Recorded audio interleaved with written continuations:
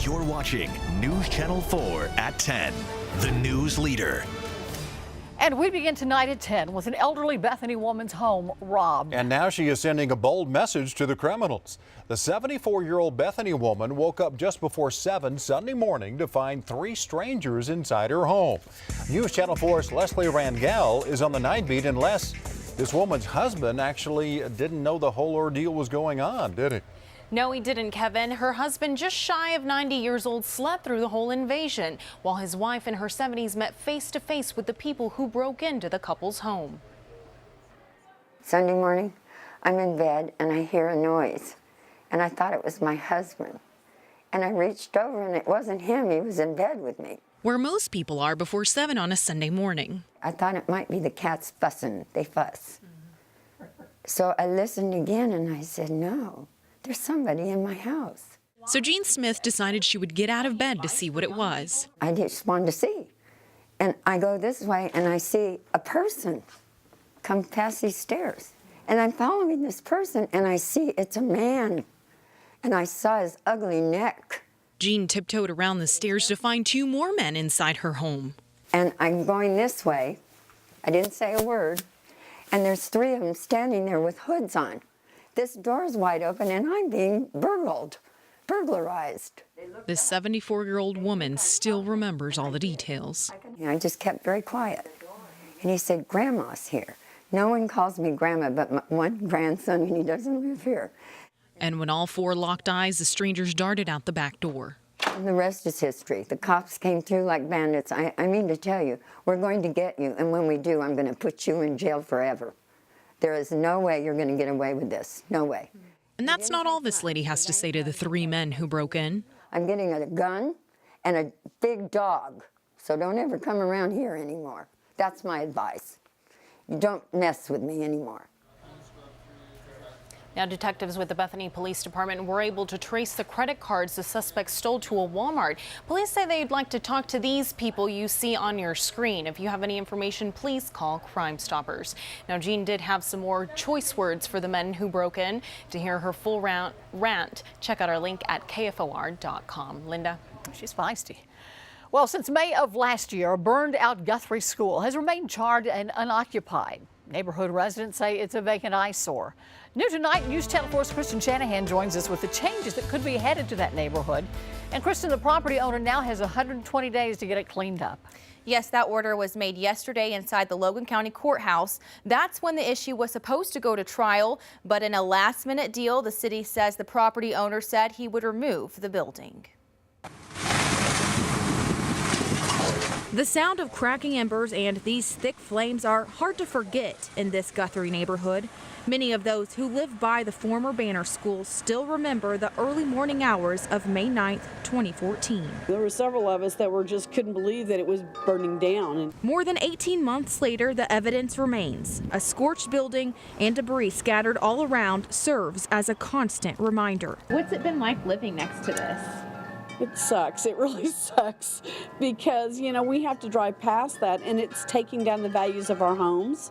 And, you know, no one wants to come and see, you know, a burned down building every day. Above all, residents call what's left of this structure a danger. That's why they were excited to hear Guthrie had settled its case with the property owner. The city attorney says the property is expected to be cleaned up within 120 days. Hopefully that will happen. The judge also granted an order that if they don't and the city should have to spend city taxpayer dollar cleaning it up, then we can go back against the owner for those costs. Residents say the cleanup can't come soon enough. I'll be glad when it's gone. The city manager said the building's removal could cost anywhere from $50,000 to $60,000. I reached out to the property owner and his attorney today, but haven't heard back. Now, first weather from the Forewarned Storm Team. Well, tonight with Oklahoma weather, there is a lot to talk about. Some folks are going to see some heavy cold rain. Others are going to see some ice. And we're going to talk about Bedlam tonight as well. Strong storm system now, the one we've been talking about for a week, is now heading toward Oklahoma. It is really powerful. It has a lot of moisture with it. El Nino moisture. It is turning the corner and about to head on out toward Oklahoma. And we have advisories for winter storm watches and warnings from California all the way in to Oklahoma tonight. There is a winter storm watch in effect for favorable conditions for a lot of ice and in some cases some sleet and snow. West of a line from Ponca City to just west of Guthrie down to Yukon El Reno down to Anadarko down to Altus. West of that line, winter storm watch in effect. Kevin and Linda, I'm talking about heavy thunderstorms, more like April or May, coming up for Thanksgiving, and western Oklahoma will have some ice, in some cases a lot of ice with power outages coming up, and a winter storm watch in effect for about the northwestern half of the state. Details and a look at that Bedlam forecast coming up in 10 minutes. A lot of folks wanting to know that, Mike. Thank you. A plea for calm tonight in Chicago after the mayor ordered the release of police dash cam video that shows a white Chicago police officer shooting a black teenager 16 times. Most of the shots fired as the teen lay on the ground. News Channel 4's Sarah Stewart has the story for us tonight from the Sky Center. Sarah? Yeah, Kevin, the incident happened over a year ago, but the local prosecutor just today filed murder charges against the officer, saying the imminent release of the video forced her hand. Hours after Chicago police officer Jason Van Dyke turned himself in on first-degree murder charges for last year's shooting death of 17-year-old Laquan McDonald, Chicago Mayor Rahm Emanuel released police dashcam video of the shooting. It shows police responding to a call of a suspect wielding a knife and Officer Van Dyke opening fire, hitting him 16 times within 30 seconds of first arriving on the scene. The mayor said the video will upset people, but called for calm. It is fine to be passionate, but it is essential that it remain peaceful. The release of the video follows a court order to make it public by Wednesday, which also led the state's attorney to move up murder charges against Van Dyke. This defendant's actions of shooting Laquan McDonald were not justified, and they were not a proper use of deadly force by this police officer. Much of the uproar, though, is over how long it's taken to charge the officer, given that the shooting death occurred in October of last year. But state's attorney Anita Alvarez says investigations into police murder cases take a lot longer than others. A case like this can't make a split-second decision by watching the video one time and determine what occurred. There were countless number of witnesses that were interviewed in this case. Even before the mayor released the video, protesters were on the streets, with more expected as more see the video. Laquan McDonald's family released a statement Tuesday afternoon saying, in part, as we have said in the past, while we would prefer that this video not be released, we understand a court order has ordered otherwise. We ask for calm in Chicago. No one understands the anger more than us, but if you choose to speak out, we urge you to be peaceful. This is a live look at Chicago streets as protesters continue to march at this hour. We've heard reports of at least 3 protesters in custody and 1 officer with a broken leg. Kevin, back to you. We'll look for your follow-ups on that. Thank you. Investigators say a drug dealer targets a 12-year-old boy on Facebook. Police say Robert Louis LeClaire Jr. tried to sell meth to the boy. Luckily, the boy's mom stepped in. She called police and posed as her son on Facebook. Detectives helped her arrange a meeting at a convenience store with the suspect. The police showed up and arrested LeClaire, who had several grams of the drug with him, they say. It's another reminder that parents should carefully monitor what their kids do online. In the real world, oftentimes you know the kids that are coming and going inside your house, and you know where your kid is going if they're going to spend the night. Be that diligent online also. Know every single person they're interacting with and what kind of conversations they're having. Well, tonight, LeClaire is sitting in the Garfield County Jail on a $10,000 bond.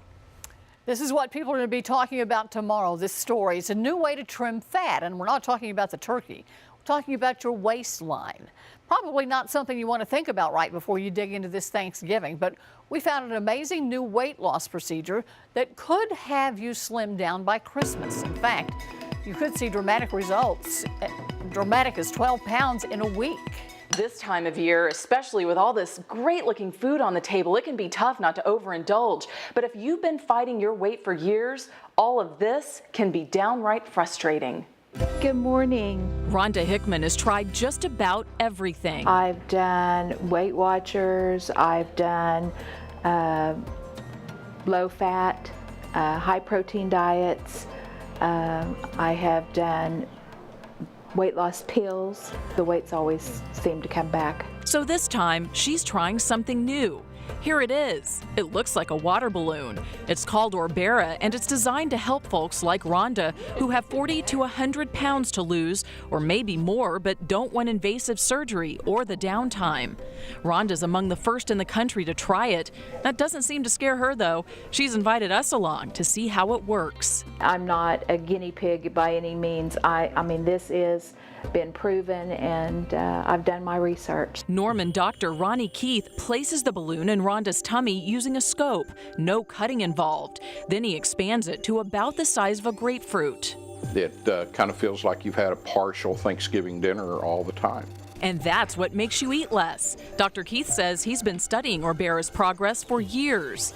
220,000 intergastric balloons have been placed worldwide and led to successful weight loss. When it was okayed for use here in the U.S., the Oklahoma physician spent thousands to equip this room at his clinic just to perform the procedure. Will provide good results. The FDA trials show a 40% loss of excess body weight at 6 months. That's exceptionally good. So, how did Rhonda do? Well, here she is at 1 week, 12 pounds gone. 2 weeks, it's noticeable. And at 1 month, a total of 16 pounds. But for Rhonda, the best part. There was a lady that I hadn't seen in a while, and she just started walking towards me, and I started talking, and she said, I didn't realize that was you. She said, I thought it was you, but you look like her, but... And for her, the transformation isn't over just because the pounds are coming off. So you incorporate the behavior, the dietary changes, the exercise changes, plus it's got to be dedication, motivation by the patient. For Rhonda, it's keeping up with her young daughter, and she admits the attention from her husband's pretty nice too. My hope is that this will teach me some better ways of managing my weight and increase my exercise. So she can say goodbye to those extra pounds. Almost 20 pounds. Awesome. For good. Orbera balloon is not permanent. It's removed after 6 months. Dr. Keith says in the months that follow, patients only gain back about 6% of the weight they lost. Also, Orbera is not covered by insurance. Dr. Keith charges about $5,800 to perform the procedure from start to finish, which includes aftercare and advice in keeping the weight off. Next in weather. Out to the west of Oklahoma tonight, it is impressive. A major California storm that is heading directly toward Oklahoma. And oh, here comes some Arctic and Canadian air. The two are going to mix in parts of our state. There's going to be an ice storm for parts of Oklahoma. I'll detail when and where. That forecast is next. Plus, NFL stars with multiple rules violations. Some continue to represent the league. Johnny Manziel and former OU star Frank Alexander both penalized today. What do you make of all these violations? Your comments next on The Rant. Now, tonight's Rant with Kevin Ogle. Oh, it's a great time of year for football fans in Oklahoma. Bedlam this weekend, but on the NFL level, bad behavior getting headlines today. That guy, Johnny Manziel, in trouble after a video of him surfaced partying with alcohol. His past involved rehab, and that's former Sooner star you saw just a second ago, Frank Alexander, suspended for a year after violating the NFL drug policy for the third time. Of course, they're far from the only ones, but the most recent. So what do you make of all these violations? We begin tonight with Andy. It's time to create a Department of Athletic Discipline, DAD. The first offense should equal an athlete earning a 2-year ban. The second offense should equal an athlete earning a lifetime ban. This is from Anita. I'd like to know, how can the NFL punish other players when they refuse to punish the New England Patriots? Owner, coaching staff, and players. Well, they tried with the quarterback, but the court threw it out. And a couple from Facebook. One-time and lifetime suspension should be the penalty, but it's about money, so no real punishment will ever come. I think Justin Blackman would argue with you on that one. And Elizabeth, with all the money, fame, and preferential treatment they get, it is no wonder that they think anything they do is acceptable. Here's Philip. They're treated like gods. We pay them like gods. Of course, they act like gods. We should not be surprised at the monsters that we ourselves have created. And Paula with this, football players are human and have all the human problems, some of which involve alcohol and drugs. Hooray for the leaders of the NFL, recognizing that some boundaries need to be set. And from the rant hotline, a couple of comments. The first one from a ranter who thinks college coaches should be called to task on this. Take a listen. When they're teaching these kids that they're above everything else and they get stopped for DUI and this and that and they get their hands slapped, what do you think is going to happen to them when they become millionaires? These college coaches need to wake up, start teaching these college athletes a lesson. If they would just clean up the games, it would do wonders for all sports. They need to do that all the time. They don't make a good image for young kids. And we sure appreciate all of you taking the time to call and write into our rant this evening. Tonight's forewarned forecast is sponsored by Eskridge Auto Group.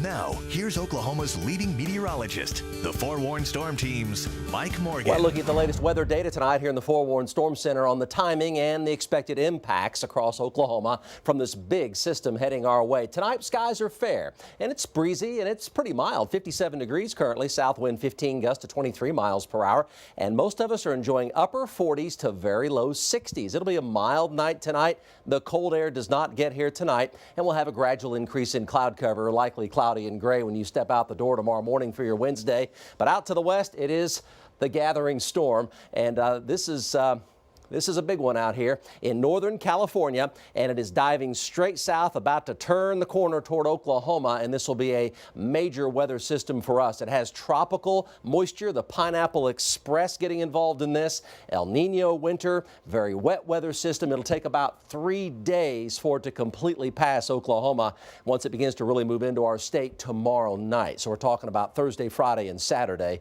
of this coming Bedlam weekend. In response to that, cold air also coming down south.